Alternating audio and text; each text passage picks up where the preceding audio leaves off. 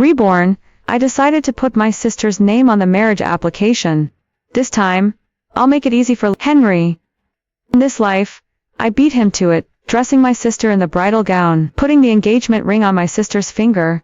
I personally orchestrated every encounter between him and my sister.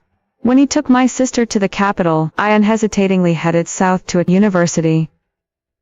All because in my previous life, past middle age, he and our son were still on their knees begging me for a divorce, to grant him and my sister their final wish. Living again in this life, I only want to spread my wings and fly high, ignoring love. Just fill out your name and give it me. Henry tapped the table impatiently. I stared at the marriage application, my fingertips lightly rubbing against the rough edge of the paper, my thoughts drifting.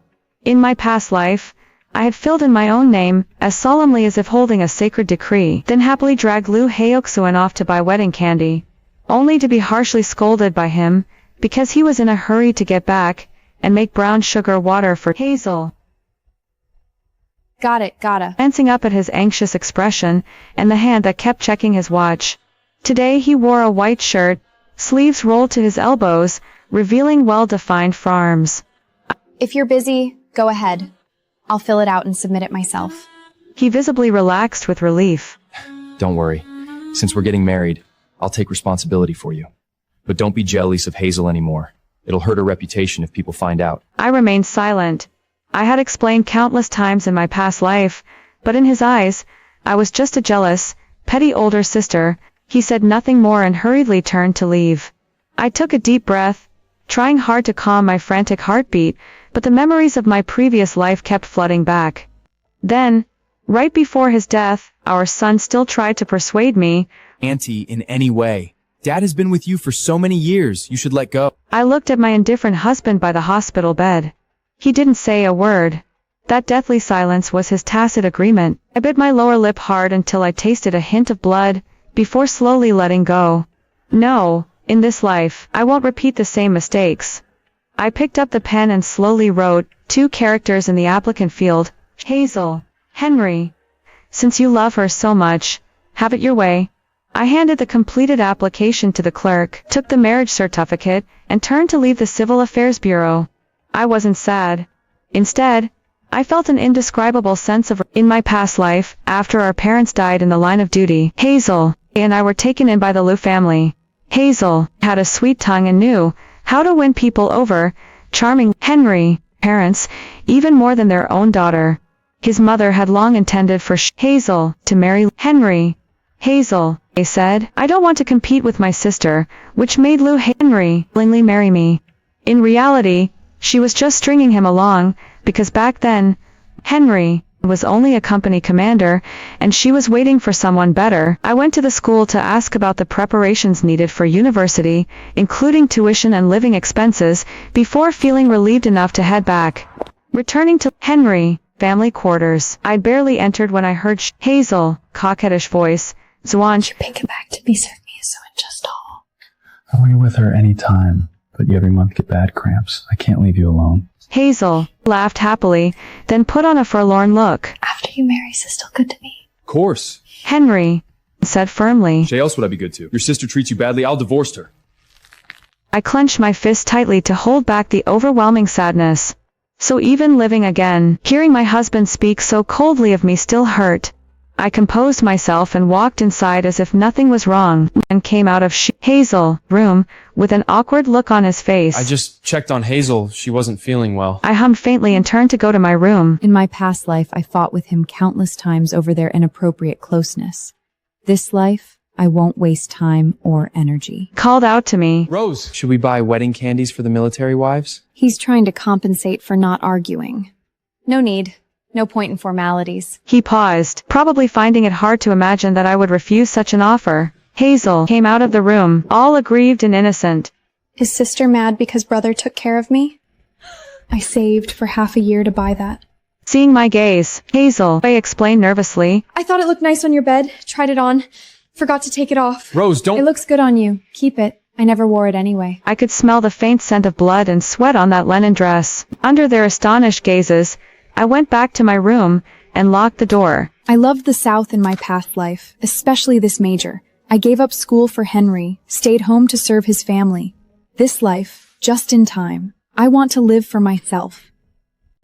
10 more days till I leave. Time is tight, but I must hurry. A sudden knock at the door made me open it impatiently. Lu Haoxuan stood there holding a bowl of noodles, his voice gentle. Hungry? I made you noodles. For a moment, I was dazed. In my past life, he was either icy cold or vicious with his words. It had been a long time since I'd seen this tender side of Lu Haoxuan. No thanks. I ate out. That can't be. Since when are you willing to spend money? His words stung. I used to be frugal, saving most of the money I earned from odd jobs to spend on him, to buy him things. Now I was going to university, and there were so many expenses. I had to count every penny. I looked up at him, my voice calm. I gave you 50 yen a few days ago for wedding supplies. You never bought them. Give it back. He paused, then explained awkwardly.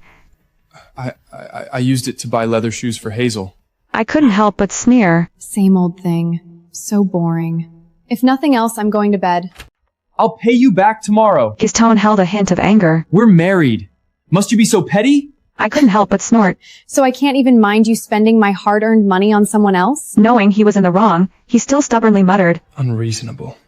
I couldn't be bothered to argue further, and slammed the door shut. Over the next few days, I sold off some worthless belongings, those memory-filled tokens from my past life. Now, they just seemed like cheap trash. I packed them all up and sold them cheap to a junk dealer, getting a bit of money in return. That afternoon, while I continued packing, Henry stood in front of me, holding 50 yuan, his tone stiff. Here's your money. I took the money and nodded. Thanks. He looked at me, his gaze complex, then fell on my packed luggage. I'm taking Hazel to Beijing with me first. Stop packing. I didn't stop packing, just nodded. He seemed a bit unsettled by my attitude, looking uneasy. What's wrong with you lately? You're like a different person. I turned impatiently. I don't want trouble.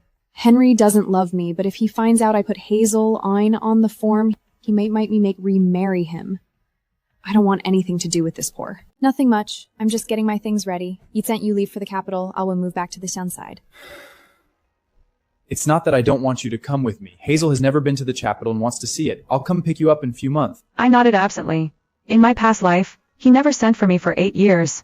Not until Hazel married a high-ranking military officer in the capital did he, disheartened, finally bring me there. He seemed uncomfortable with my demeanor. Usually, whenever we were alone, I would chatter incessantly. Now that I was being sparing with my words, he seemed restless. Didn't you always want to take wedding photos? Let's go to the photo studio tomorrow. No way. I plan to buy some necessities for university tomorrow. Just as I was about to make an excuse, Hazel came in. Henry, what photo studio? Hazel wants a picture too. Henry smiled and ruffled Hazel's hair. We'll all go together tomorrow. You two go ahead. I'm busy tomorrow. Lu Haoxuan frowned. What's more important than taking wedding photos? We're going first. I'll go shopping with you later. Listen to me and be good. Sister, you're not avoiding me, are you? Hazel whined. Fine. Early morning, I hear Henry begging Hazel to get up in her room. I'll make it up to you later. Early the next morning, the bright red numbers on the calendar reminded me, 4 days left.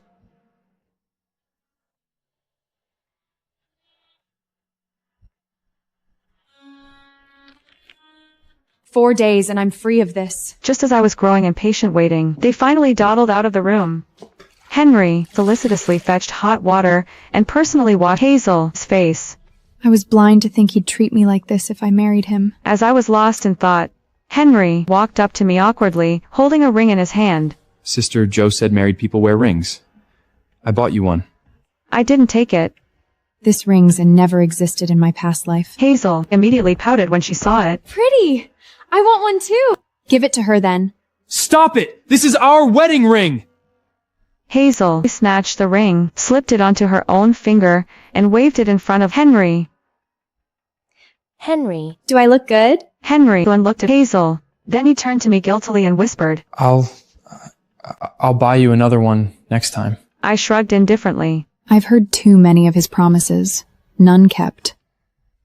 At the photo studio, Hazel went first, even taking several couple-style shots with Henry. When it was my turn with Henry, the photographer had just raised his camera when he awkwardly lowered it. Oh dear, sorry, we've run out of film. I was secretly thrilled, but my face showed nothing. Oh, well, forget it then. Walking out of the studio, Henry pulled a train ticket from his pocket and handed it to me. It was a standing ticket to the capital. I didn't mean to leave you. I'll settle in Beijing and wait for you. 3 days and nights to Beijing. How does he think I can stand? And there's only one military spouse spot. Where does he expect me to live? Asking now won't help. Seeing me accept the ticket, Lu Haoxuan visibly relaxed. Don't worry. Even if you don't live in the compound, you're my only wife. I'll treat you hell. I only see Hazel as a sister. My expression softened slightly. When had he ever spoken such soft words before? Suddenly, a sedan car careened out of a corner, heading straight for us. In the confusion, someone shoved me, my eyes fixed on the car heading towards me, but my body was frozen in fear. The car swerved sharply, hit me. The pain made my vision go dark, cold sweat pouring down my back. The driver scrambled out of the car, stammering, Miss, are you okay? A crowd slowly gathered, pointing and murmuring. My gaze cut through the crowd of onlookers and locked firmly on Henry. He was holding Hazel in his arms to comfort her. He didn't notice me at all. Or he did and just didn't care. A bitter smile tugged at my lips, and the last trace of hesitation in my heart faded away completely. So this was what he meant by, I'll treat you well from now on. The driver took me to the hospital. After a full checkup, I was lucky to only have superficial wounds and a slight displacement of internal organs. Lying in the hospital bed, my body ached all over, yet oddly enough, my heart was calm. Night fell. Henry walked in with a tired look on his face. Seeing I was awake, a flicker of panic crossed his features. Rose, how are you? Are you feeling better? I stared at him coldly and said nothing. He rubbed his hands nervously and explained awkwardly, Hazel was too scared.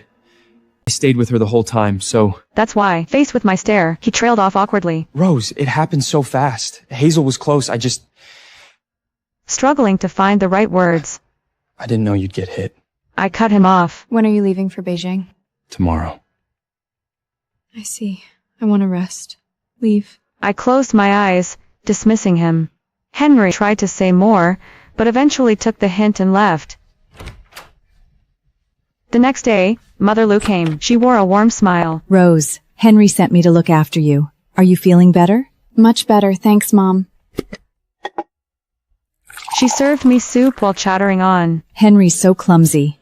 Hope he can take care of Hazel. Mid-sentence, she seemed to realize something, and fell silent in embarrassment. Mom, the one marrying Henry is Hazel. Mother Lu froze, stunned for a long moment before she found her voice. What? I put Hazel's name on the application. Shock washed over her first, then gave way to wild joy. Rose, you're such a good girl! Mom knew you're sensible. Rose, thank you. Thank you for letting them be together. I smiled faintly and said nothing. Let them be together. Let them? I'm only setting myself free. She always wanted Hazel. Even when I cared for her devotedly, she left everything to Hazel in the end. Mom, don't tell Henry or Hazel yet. Sure. Mom understands. What will you do now? I'm leaving in a few days. Do you want? I didn't reveal my exact destination. Margaret wanted to ask more, but her mind was full of their wedding. I closed my eyes and pretended to be asleep. On the day I was discharged, I didn't notify anyone. Before leaving, I wrote a letter to Henry. Henry, when you read this, I'm on a train south. Between us, it's over. I wish you happiness. I put the letter, along with the train ticket to the capital, and the marriage certificate into an envelope, and sent it to the address in the capital. Dragging my suitcase, I headed straight for the train station. Shenzhen's air was humid and warm. Standing in front of Shenzhen University, I felt a bit dazed. Walking on campus, I actually felt reborn. During the day, I sat in the classroom, listening attentively, absorbing knowledge. At night, I worked at a small restaurant, waiting tables, washing dishes, my back aching. But this exhaustion felt solid. A month later, I gradually adapted to this busy yet fulfilling life. Then I saw Henry downstairs at my dorm. Rose! How could you? Why put Hazel on the form? Why not come to Beijing? His voice was full of anger and confusion. I looked at him coldly.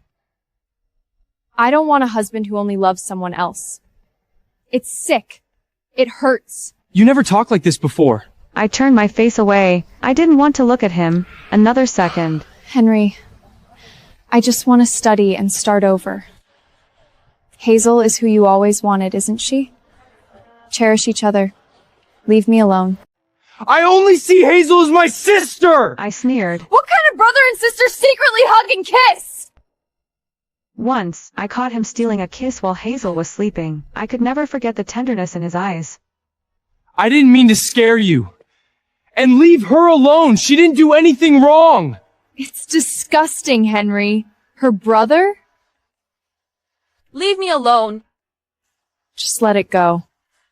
His face turned ashen, but he didn't know what to say. I remembered when we first arrived at the Lu house as children. The fear of being dependent made me often afraid to eat my fill. One night, starving, I snuck into the yard to eat leaves. Henry saw me. He shared his snacks with me and comforted me, saying, "Don't be scared, Rose. I'll protect you." That warmth at that moment made me fall for him step by step. So, even though Henry didn't love me initially in my past life, I was willing to marry him. For the next few days, Henry still loitered around the school. I deliberately avoided him, not wanting any further interaction. But I never expected him to go to the principal to try and get me expelled. When I was called to Principal Davis' office, Henry was sitting there stiffly. Hey, Lynn. What out? You guys. Henry, what exactly do you want? On what grounds do you demand I drop out of school? He stood up, walked over, and reached for my hand. I stepped back sharply, avoiding his touch. I want you to come back with me. Go back? Go back and keep watching you dote on Hazel? His face stiffened, then he snapped angrily. Rose, don't talk nonsense. We're still husband and wife. What do you mean by moving all the way south and keeping us long distance? I was almost speechless at his shamelessness. Henry, your legal wife is Hazel.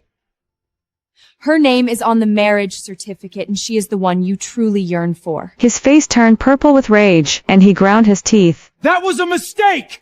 Mistakes must be corrected! My past behavior misled you. I won't do that again. My heart turned cold. I'd heard this line before, in my past life. And he'd still ended up all lovey-dovey with Hazel. I turned to Principal Davis, speaking earnestly. Principal Davis, I truly wish to continue my studies here. Please don't make me drop out. Principal Davis looked at me, then at Henry, thought for a moment, and said, "Since you have no legal ties with student Rose, you can process her school withdrawal." I sighed with relief. Henry tried to say something else, but Principal Davis cut him off. "If you have no other business, please leave. I still have work to handle." After that, Henry kept pestering me constantly. I was disturbed all the time, and my study efficiency dropped a lot. What gave me even more of a headache was that Hazel also showed up. Divorce me, Brother Frisbee. I don't want to steal you from my sister. I'm such a bagrat. I'm sorry, sister. She tugged at Henry's sleeve, sobbing uncontrollably. Henry, pained, pulled her into his arms and gently patted her back. Don't cry, this is not your fault. It's all my fault for wronging you. Hazel cried pitifully, making as if to kneel before me. Don't kneel. It's all my fault. His wrist beggared. I got her my tresses. More and more students gathered around, pointing and whispering. I couldn't be bothered to watch the farce any longer. I turned and left. If they want to act, let them. I'm not playing along anymore. A day. I threw myself back into my studies, joined the university's math club, and met Ethan Green. He was tall and slim, wore black-rimmed glasses, and had a sunny smile. He was great at math and often tutored me. As time went on, we got to know each other. Just when I thought my life was finally on track, Henry's letters arrived, one after another, relentless. "Rose, are you still mad at me? I know I was wrong. Please come back. Rose, Hazel is pregnant. The baby is mine. Rose, isn't your sulking lasting a bit long? What do you want me to do for you to forgive me?" I tore his letters to shreds and threw them in the trash. I don't know, what makes him think I'd change my mind now? Thick skin, probably. The restaurant where I worked part-time smelled of cooking oil. I was busily cleaning tables. I looked up and saw Ethan sitting in a corner. He gave me a small smile. I avoided his gaze and continued working. When my shift ended, he was still sitting there. Let's grab something to eat. He pointed to the seat across from him. No thanks. I've already eaten. I declined, but my stomach chose that moment to let out an embarrassing rumble. He chuckled softly. There's no need to be shy. Take a seat. I ate with my head down, completely forgetting my manners. Slow down, no one is rushing you. Halfway through my meal, I felt a tickle on my nose. Looking up, I saw Ethan smiling at me, holding a grain of rice between his fingers. Is your face also hungry for food? He teased. My face flushed bright red, and I looked down in embarrassment. I knew he liked me, his eyes didn't hide it. But right now, I just wanted to focus on my studies. Everything else could wait. Winter break arrived. Margaret Lu's phone calls came one after another, urging me to come home for the new year. After all, they had raised me. I couldn't be completely heartless. After much thought, I bought a ticket, packed gifts, and returned to Shenzhen City.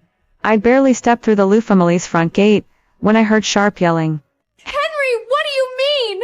I'm carrying your child. I won't be treated like this. I was stunned. Hazel, heavily pregnant, was screaming at Henry. Henry's face was ashen, but he didn't dare talk back. How could you do this to me? Henry carefully helped Hazel sit down. It's embarrassing you're still only a company commander.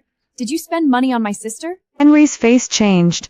Don't talk nonsense. I have nothing to do with her anymore. Don't think I don't know you keep writing to her secretly. You don't have me in your heart at all! Hazel wailed, beating her fists against Henry's chest. Henry looked very impatient. Dad did not call you! I didn't! I stood at the door, watching the scene before me. It was absurd and laughable. In the end, he was just someone who wanted what he didn't have, fundamentally unfaithful. Margaret Lu was the first to notice me. She took my hand, her tone a bit ingratiating. I pulled my hand back and said calmly, I'm tired. I want to go back to my room to rest. Margaret's expression froze for a second, but she didn't say anything else, just turned back to coaxing Hazel in a low voice. A far cry from the overbearing mother-in-law I remembered from my past life. Back in my room, I pulled out a New Year's gift from Ethan from my luggage, a red cashmere scarf. I wrapped the scarf around my neck, looked at myself in the mirror, and felt the corners of my mouth lift involuntarily. That evening, there was a knock at my door. I opened it to find Henry standing there, looking haggard and uneasy. Ranran, I need to talk to you. He rubbed his hands together, gathering his courage. You've always been the one I want to marry. I've always been waiting for you. Hazel. Temper is getting worse, and she spends money recklessly. Do you even believe what you're saying? You waited for me while getting Hazel pregnant? What do you take me for? His face flushed red, panic filling his eyes. There's nothing to explain. You have a child with Hazel now. There's nothing more to talk about. Wish you two a long, happy life. He was silent for a few seconds, as if remembering something. I've been having dreams lately. Dreams of marrying you. He paused, You were a hint of pain in his voice. You were gentle and virtuous, taking care of my parents at home. But in the dream, I only had eyes for Hazel, neglected and hurt you. I'm a total bastard. I even forced you to divorce me for our son's sake. I was surprised. He was dreaming about our past life. He covered his face painfully. I'm sorry for the you in the dream. I want to make amends.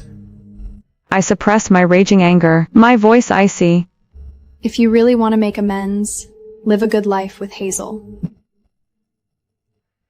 Don't come near me again.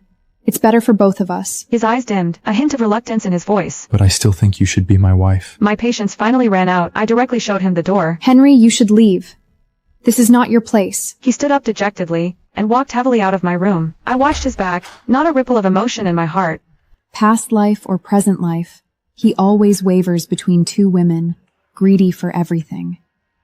Since Henry and Hazel are staying here, I have no reason to remain. The Lu family was never my home. The next morning, I packed my bags and knocked on Margaret's door. I slipped a bank card into her hand and said calmly, Auntie, thank you for raising me all these years. The money in this card is my savings, as repayment for your upbringing. I can't take this. Please take it. I picked up my luggage. I have school matters to attend. I'm leaving now. With that, I left the Lu house, without looking back. Not a trace of regret. The ticket window line was long. By the time it was my turn, tickets to Shenzhen were sold out. The next available ticket is 2 days later. I ran my hands through my hair in frustration. Where can I stay now? I can't sleep on the street. Just as I was at my wit's end, Ethan appeared in front of me, carrying several large bags. His face lit up with a surprised smile, and he walked over quickly. I was also a bit surprised, smiling as I greeted him. Rose. Ethan, you're from Shenzhen City too. Yay. And you? You don't have anywhere to stay. Why don't you come to my house for the new year? I was taken aback and quickly waved my hands. I couldn't possibly impose. Oh. Don't be silly, he laughed. It's just my grandmother and me at home. It's quite lonely. Having you there would liven things up. He paused, then added, Please, Rose. Just think of it as keeping my poor grandmother company. His pitiful expression made me laugh despite myself. Unable to refuse his sincerity, I finally agreed. Walking out of the station, a cold wind blew. Seeing this, Ethan immediately took off his own coat and draped it over my shoulders. Shenzhen City is much colder than Shenzhen. I shook my head, but a wave of warmth surged in my heart. Ethan's home was in the old district of S City, a charming two-story building from a bygone era. A silver-haired old lady stood at the kitchen door, watching us with a beaming smile. Hello, Ethan. Who is this young lady? Her gaze fell on me, and she said happily, Oh, you brought such a beautiful girl home. I shyly lowered my head. Grandma, this is Rose. She's my friend. Oh, hello, dear. Come on in. Get warm. Eleanor busied herself cooking dumplings while Ethan Let me take that for you. helped carry my suitcase to the guest room. The room wasn't big, but it was clean and tidy. The bedding smelled of sunshine. Have a rest. Dumplings will be ready soon. Ethan said gently. I nodded, sat on the edge of the bed, and watched the snowflakes fall outside the window. For the first time, I feel the warmth of home. That evening, we sat around the dining table, eating steaming hot dumplings. Eleanor kept piling food onto my plate. You can come any time. My door is always open for you. I smiled and nodded, my heart feeling warm. After eating, Ethan suggested a walk in the nearby park. The winter park was nearly empty, except for a few couples huddled together, enjoying the rare quiet. We walked slowly along the lake, neither of us speaking. Snowflakes drifted down gently, landing on us like a thin, soft veil. Thank you, Ethan. I broke the silence. Whispering. For what? Thank you for taking me in, for giving me a warm haven. Ethan looked at me, a teasing smile playing on his lips. How about repaying you with your hand in marriage? I was startled for a second, then pretended to snort haughtily. In your dreams. Despite my words, a tiny ripple stirred in my heart. So, tell me, how will you repay me? I did rescue you from the dire straits at the station after all. I laughed at his exaggerated tone, deliberately frowning. A hero. More like trying to blackmail me. I think. That evening, we sat around the dining table, eating steaming hot dumplings. Eleanor kept piling food onto my plate. You can come any time. My door is always open for you. I smiled and nodded, my heart feeling warm. After eating, Ethan suggested a walk in the nearby park. The winter park was nearly empty, except for a few couples huddled together, enjoying the rare quiet. We walked slowly along the lake, neither of us speaking. Snowflakes drifted down gently, landing on us like a thin, soft veil. Thank you, Ethan. I broke the silence. Whispering. For what? Thank you for taking me in, for giving me a warm haven. Ethan looked at me, a teasing smile playing on his lips. How about repaying you with your hand in marriage? I was startled for a second, then pretended to snort haughtily. In your dreams. Despite my words, a tiny ripple stirred in my heart. So, tell me, how will you repay me? I did rescue you from the dire straits at the station after all. I laughed at his exaggerated tone, deliberately frowning. A hero. More like trying to blackmail me. I think.